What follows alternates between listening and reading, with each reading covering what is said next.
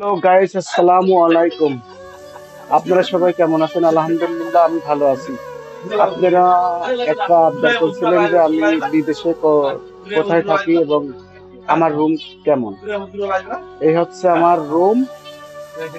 আপনারা দেখেন, এটা হচ্ছে আমাদের রুম, প্রবাসীদের রুম। এরকমই অগোছালো, কারণ এমনি কিছু করার নাই, নিজেরাই গুছাতে হয়, নিজেরাই সবকিছু ব্যবহার করতে হয়। এটা হচ্ছে আমার বেড। আমার উপর একজন থাকে, তার এই পাশে আর একজন বেড। আমরা এক রুমে 6 জন থাকি। টু বেডে 2 জন, উপরে একজন নিচে একজন, এরকম এক রুমে 6টা বেড থাকে। এটা আমাদের রুম। এরকম অগুছালো কারণ এখানে আমাদের বউ নাই, আমাদেরই গুছাইয়া রাখতে হয়।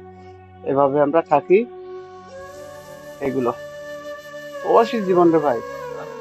আমাদের পরিবাররা তো অনেক ভালো থাকে, কিন্তু আমরা এরকম থাকি, সমস্যা নাই।